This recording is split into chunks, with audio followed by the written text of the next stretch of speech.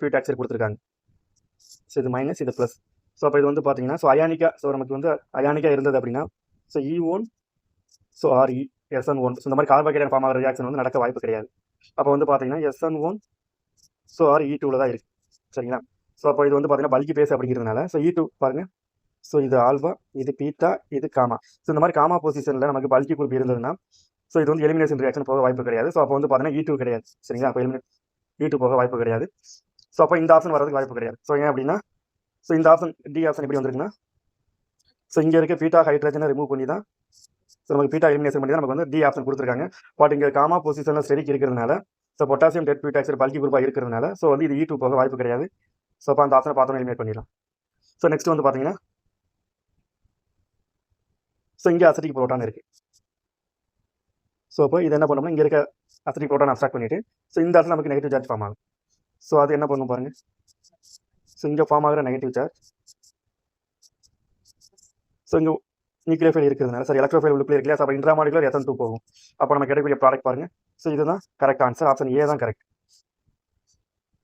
Next, so option C ஏன் வராது அப்படின்னு கேட்டிங்கன்னா, ஸோ இந்த பல்கி பேஸ் என்ன பண்ணும், ஸோ இங்கே இருக்க அசிட்டிக் புரோட்டானை அப்ஸ்ட்ராக்ட் பண்ணும்.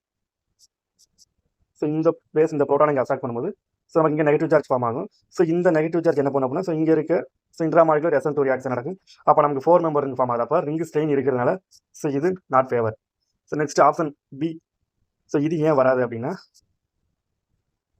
ஸோ பாருங்க, இப்போ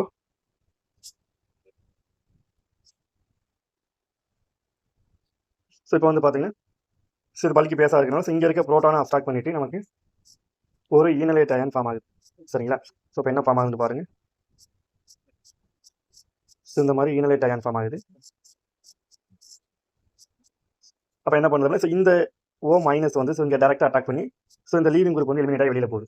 ஸோ அப்போ நம்ம கிடைக்கக்கூடிய ப்ராடக்ட் வந்து பார்த்தீங்கன்னா, ஸோ எக்ஸாக்டாக ஸோ இதே பி தான் இருக்குது.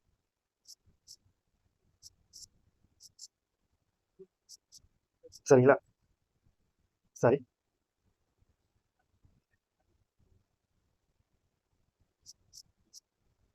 ஸோ இதுதான் ஸோ இங்கே கொடுத்துருக்காங்க.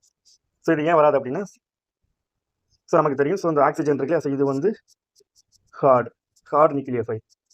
ஸோ இந்த அல்கைல், ஸோ கார்பன், ஸோ இந்த புரோமின் இருக்குல்லையா, ஸோ இது வந்து பார்த்தீங்கன்னா சாஃப்ட். ஸோ அப்போ